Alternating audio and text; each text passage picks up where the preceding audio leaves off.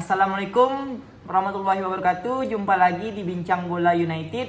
Kali ini Bincang Bola United ingin membahas review pertandingan antara Brighton berhadapan dengan Manchester United, di mana kali ini Manchester United harus menelan kekalahan di menit-menit akhir lewat adu penalti, di mana MU harus kalah dengan Brighton dengan skor 1-0. Nah, ini adalah hasil yang sangat mengecewakan untuk Manchester United. Kenapa? Karena kali ini Manchester United terkena atau mendapatkan penalti karena handsball Luke Shaw di menit-menit akhir pertandingan. Bahkan bisa dikatakan wasit tinggal meniup peluit berakhirnya pertandingan. Namun apa boleh kata,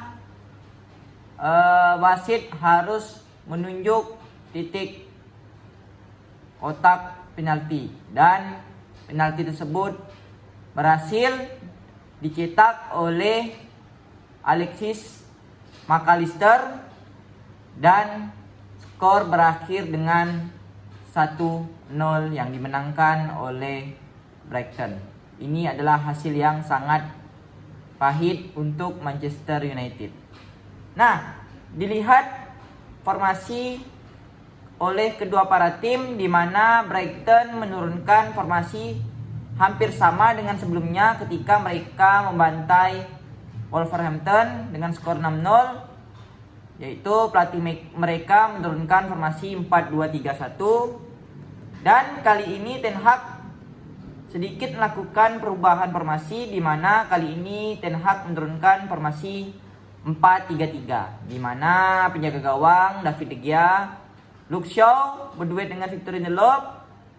Kali ini Maguire tidak diturunkan karena menurut saya Erik ten Hag tidak terlalu percaya dengan Harry Maguire. Aaron Wan-Bissaka diturunkan sebagai bek sayap kanan. Diogo Dalot dirubah posisi sebagai bek sayap kiri. Kemudian Casemiro berduet dengan Fred dan Bruno Fernandes.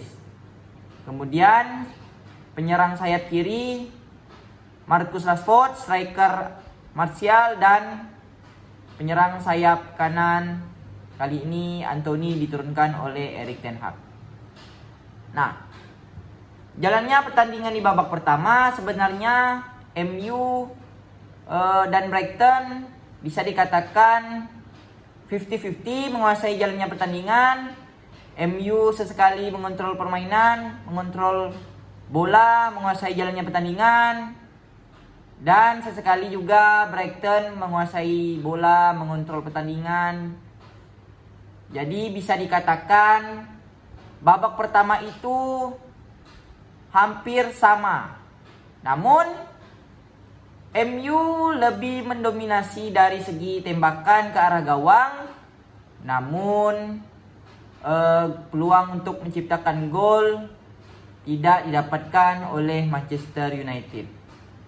Di mana babak pertama sebenarnya MU banyak sekali mendapatkan peluang untuk menciptakan gol. Namun penjaga gawang Brighton tampil juga sangat luar biasa, sehingga ia bisa melakukan beberapa kali penyelamatan untuk gawang Brighton, di mana sebenarnya ada peluang dari Marcus Rashford bisa di-save oleh penjaga gawang Brighton, Stele. Kemudian beberapa kali juga Marcus Rashford melakukan tembakan, namun masih di luar kotak penalti. Jadi di babak pertama itu sebenarnya MU bisa saja mendapatkan gol, namun karena penjaga gawang Brighton tampil sangat baik, sehingga menyulitkan pemain Manchester United untuk menciptakan sebuah gol. Ditambah lagi permainan pertahanan atau pemain defense Brighton juga tampil sangat solid sehingga menyulitkan Manchester United untuk menembus pertahanan Brighton. Sebelumnya saya juga mengatakan bahwa MU harus bisa bermain kreatif agar bisa menembus pertahanan atau menembus defense Brighton. Karena Brighton pertahanannya tampil sangat luar biasa. Karena dilihat pada pertandingan sebelumnya berhadapan dengan Wolverhampton, mereka tidak ada kebobolan satupun sehingga mereka menciptakan 6-0 untuk Wolverhampton. Jadi Wolverhampton tidak bisa menciptakan sebuah gol satupun. Nah, kemudian di babak kedua pertandingan sepertinya saya melihat MU sedikit menurun dari segi menyerangnya sehingga Brighton tampil lebih agresif di babak kedua dan menyulitkan pemain MU untuk mengontrol jalannya pertandingan di babak kedua. Jadi menurut saya kali ini MU lagi-lagi tampil tidak konsisten. Di babak kedua mereka tampil menurun dari segi serangannya sehingga membuat para pemain Brighton lebih leluasa bisa menekan para pemain Manchester United. Namun sebenarnya defense dari Manchester United yang dikawal oleh Victor Lindelof dan Luke Shaw sebenarnya tampil sangat solid sehingga Brighton tidak banyak menciptakan peluang maupun on target ataupun off target. Jadi pemain Brighton tidak ada mendapatkan peluang yang on target. Dan satu lagi, Aaron Wan-Bissaka penampilannya sangat luar biasa sebenarnya. Ia dari menit awal hingga menit akhir pertandingan bisa mengawal pemain Brighton, terutama adalah Mitoma. Nah, Mitoma itu adalah pemain yang sangat berbahaya. Jadi menurut saya kali ini Aaron Wan-Bissaka tampil sangat baik sehingga ia bisa mengawal pemain sayap Brighton yaitu Mitoma. Jadi Mitoma tidak terlalu berkutik ketika berhadapan dengan Aaron Wan-Bissaka. Jadi di babak kedua itu sebenarnya MU masih mendapatkan peluang namun tidak on target. Dari Casemiro menciptakan tembakan namun masih di atas Mister Gawang, dan Marcus Rashford juga mendapatkan peluang namun tidak bisa menciptakan sebuah gol. Jadi sebenarnya MU ada mendapatkan beberapa peluang namun menurut saya finishing dari pemain Manchester United tidak terlalu baik kali ini ketika berhadapan dengan Brighton. Namun hingga babak akhir pertandingan Brighton tampil menekan pemain Manchester United sehingga pada menit akhir pertandingan sekitar menit ke 98 atau 99 Luke Shaw mendapatkan handsball dan wasit langsung mengecek VAR dan ternyata Manchester United terkena atau Luke Shaw mendapatkan handsball dan Brighton mendapatkan voucher penalti. Dan yang menembak penalti tersebut adalah seorang Alexis McAllister, sehingga ia menembak sangat baik dan sangat tenang. Pemain itu ia adalah pemain juara dunia, pemain Argentina. Jadi tidak diragukan tendangan penaltinya dan membuat skor menjadi 1-0 lewat penalti Alexis McAllister. Nah, di akhir jalannya pertandingan menurut saya ini adalah sedikit ketenangan pemain lini belakang Manchester United, terutama Luke Shaw. Namun apa boleh kata, ini adalah sepak bola, apapun bisa terjadi.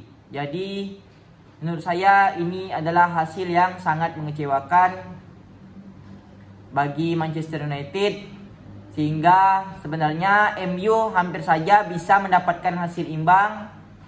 Namun di menit-menit akhir pertandingan MU kebobolan lewat adu penalti.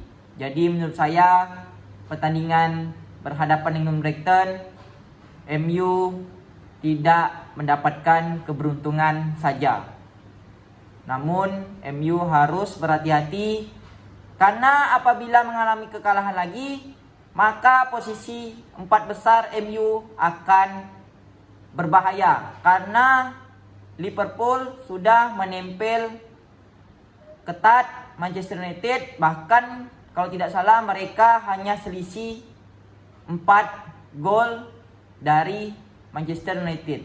Jadi Liverpool perlahan demi perlahan sudah mengejar posisi 4 besar. Nah, dilihat dari statistik pertandingan, total tembakan Brighton lebih mendominasi, yaitu 22 tembakan, sedangkan Manchester United hanya 16 tembakan. Dan tembakan ke arah gawang, Brighton sebagai tuan rumah 6 tembakan, sedangkan Manchester United 5 tembakan. Jadi hanya beda 1 tembakan. Kemudian penguasaan bola, total penguasaan bola Brighton 60% dan sedangkan MU hanya 40%. Nah, seperti tadi yang saya katakan, MU di babak pertama sebenarnya menguasai bola, namun di babak kedua mereka mengalami penurunan serangan, sehingga membuat pemain Brighton lebih leluasa untuk menyerang Manchester United. Nah, kesimpulan menurut saya adalah, jadi kali ini MU mendapatkan hasil yang sangat pahit, kalah di menit-menit akhir pertandingan dan terkena penalti pula. Jadi MU kali ini sangat bisa dikatakan rugi. Sebenarnya bisa mendapatkan hasil imbang, namun mereka akhirnya mendapatkan hasil kekalahan. Jadi ini adalah tidak keberuntungan bagi Manchester United. Nah, mungkin menurut saya sampai di sini pembahasan antara pertandingan Brighton berhadapan dengan Manchester United. Mungkin kurang dan lebihnya dimaafkan. Assalamualaikum warahmatullahi wabarakatuh. Jangan lupa like dan subscribe. Ciao.